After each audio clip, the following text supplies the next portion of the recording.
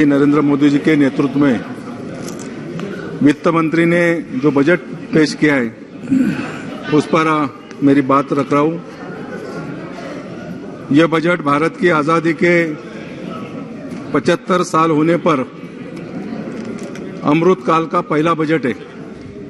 यह बजट महत्वाकांक्षी और समावेशिता पर केंद्रित है, जहां विकास का लाभ किसानों, महिलाओं, बच्चों, अनुसूचित जाति, अनुसूचित जमाती यदि सभी नागरिकों को तक पहुंचेगा। माननीय अध्यक्ष महोदय, माननीय प्रधानमंत्री नरेंद्र मोदी जी के नेतृत्व में एनडीए सरकार ने लक्षित लाभों के सार्वभौमिकरण के साथ ही कई योजना और प्रभावी ढंग से लागू की योजना का परिणाम स्वरूप समावेश यह बजट है। जैसे कि स्वच्छ भारत मिशन के तहत 11.7 करोड़ घरेलू टॉयलेट का निर्माण किया गया है। आज दुनिया में भारत को एक उज्जवल सितारे के रूप में मान्यता दी है। इसका श्रेय माननीय प्रधानमंत्री को जाता है। माननीय अध्यक्ष जी, खाद्य सुरक्षा के प्रति अपनी प्रतिबद्धता को बढ़ाने के लिए सरकार पीएम गरीब कल्याण अन्न योजना के तहत सभी अंत्योदय को प्राथमिकता दी है और परिवारों को 1 वर्ष के लिए मुफ्त अनाज देने का फैसला किया है, जिसका 2 लाख करोड़ पूरा खर्च केंद्र सरकार करेगी।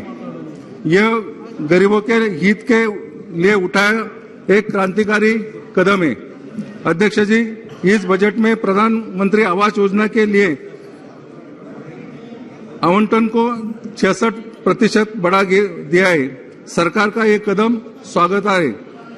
अध्यक्ष जी, इस बजट में एमएसएमई पर खास ध्यान दिया गया है, जैसे कि उद्यम, ई श्रम, एनसीएस और 80 पोर्टल को वापस में जोड़ा गया है। 130 लाख एमएसएमई को क्रेडिट गारंटी की योजना के तहत अतिरिक्त कर्ज दिया गया है। सूक्ष्म एवं लघु उद्योगों सूक्ष्म एवं लघु उद्यम क्रेडिट गारंटी ट्रस्ट के तहत 2 लाख करोड़ रुपए अतिरिक्त क्रेडिट दिया जाएगा। माननीय अध्यक्ष जी, पिछले 9 वर्षों में प्रति व्यक्ति आय करीब दुगनी होकर 1.97 लाख रुपए हो गई है। भारतीय अर्थव्यवस्था का आकार बढ़ा है और यह पिछले 9 साल में विश्व की 10वीं सबसे बड़ी अर्थव्यवस्था से 5वीं बड़ी अर्थव्यवस्था में बन गई। देश करीब 2 साल तक कोरोना से लड़ा। देश करीब 2 साल कोरोना से लड़ा था, लेकिन मोदी सरकार ने देश के आम आदमी के हित में को ध्यान देते हुए जनहित के फैसले लिए और इनका लाभ देश के सभी जनता को हुआ है। आज देश दिन तक 102 करोड़ लोगों को लक्षित किए हुए कोविड विरोधी टीकाकरण का आंकड़ा 220 करोड़ से पार हुआ है। इसके लिए सरकार ने स्वास्थ्य सेवाओं के जुड़े लोगों को बधाई देना चाहिए। पीएम सम्मान किसान निधि के तहत 11.4 करोड़ किसानों को 2.2 लाख करोड़ रुपए नगद हस्तांतरण किया है। देश का किसान सभी और खुशहाल हुए। माननीय मोदी सरकार को धन्यवाद देना चाहता हूं। दूसरी बात मैं ये कहना चाहता हूं, जल जीवन मिशन के तहत करीबन 70,000 करोड़ सभी राज्यों को दिया है। जल जीवन मिशन के तहत ग्रामीण इलाके में पानी की योजना होते हुए कई सारे ग्रामीण इलाकों को इसका लाभ पहुंचा है। माननीय अध्यक्ष महोदय, इस बजट में पीएम गति शक्ति को बढ़ाने देने वाली 7 कारक सड़क, रेल मार्ग, हवाई मार्ग, विमानपत्तन, माल परिवहन, जल मार्ग, लॉजिस्टिक, ये इस पर ध्यान दिया गया है। अध्यक्ष जी, पीएम गति शक्ति मास्टर प्लान के दायरे में आर्थिक बदलाव के सभी 7 कारक निर्माण, बहुपक्षीय कन्वर्टिंग और लॉजिस्टिक के दायरे में आए। राष्ट्रीय अवचरण पाइप लाइन में 7 कारकों की जुड़े इस परियोजना का लाभ सब देशवासियों को हो जाएगा।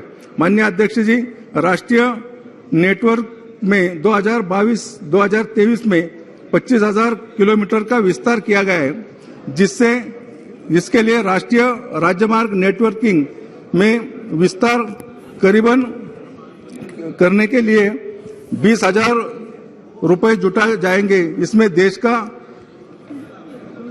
चौमुखी विकास होगा। अध्यक्ष जी, एक समय इस देश में आधारभूत सुविधाएं में कमी होती थी। देश में राष्ट्रीय राजमार्गों का कमी होती है। श्रद्धेय अटल बिहारी वाजपेयी जी ने एनडीए सरकार में यह यशस्वी कदम उठा। इसके बाद माननीय प्रधानमंत्री नरेंद्र मोदी जी ने इस निर्माण में गति दी और माननीय नितिन जी गडकरी के नेतृत्व में आज देश में सीमाओं तक वर्ल्ड क्लास सड़कों का निर्माण हुआ है। एक समय था कि देश में सीमाओं पर सड़क का निर्माण नहीं था। आज यह सरकार द्वारा यह मानांकन बढ़ा है।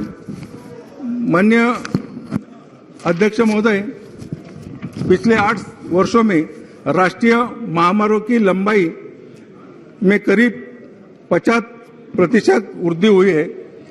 अप्रैल 2014 में राजमार्ग की लंबाई 91.287 किलोमीटर बढ़कर 2021-22 में 1,40,995 किलोमीटर हो गई। कुल बजटीय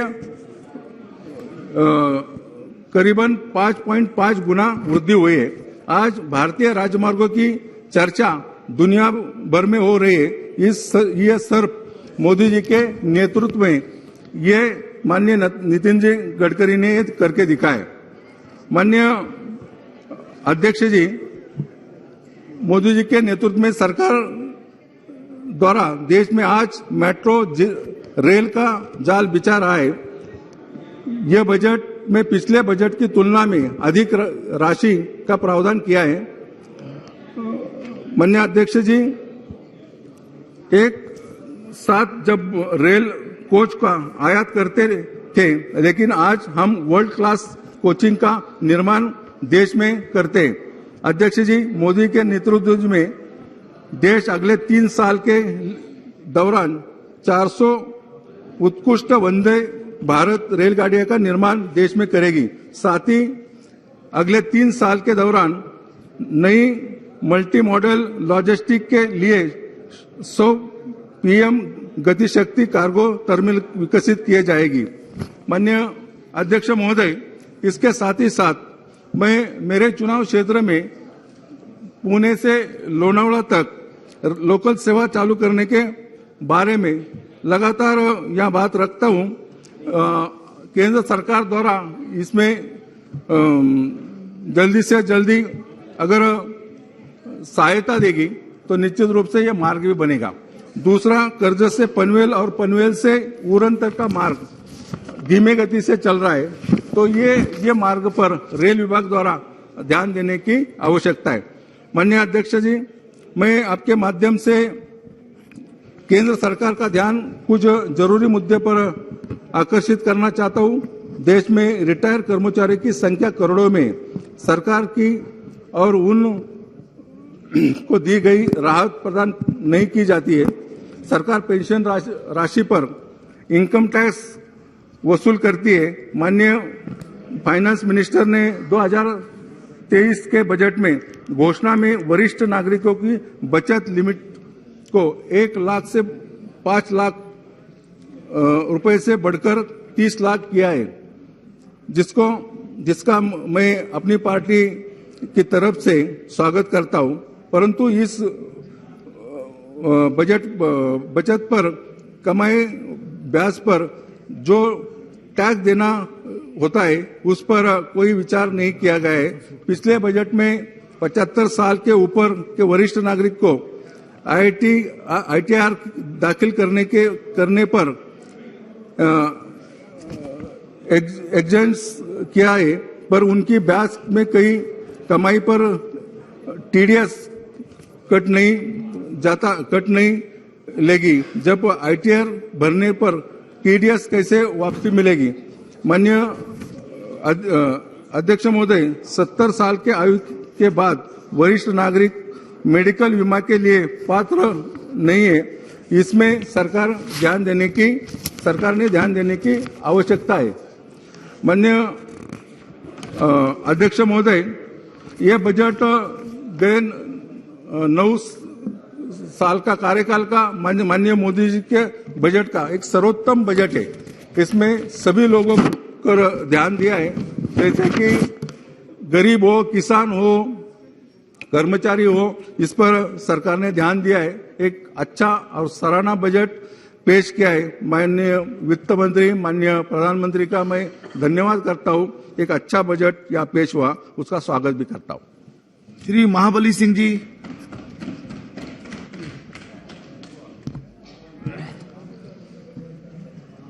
सभापति महोदय, केंद्रीय बजट 2023-24 जो सदन में चर्चा के लिए, सामान्य चर्चा के लिए लाया गया है, उस पर आपने मुझे बोलने का अवसर दिया।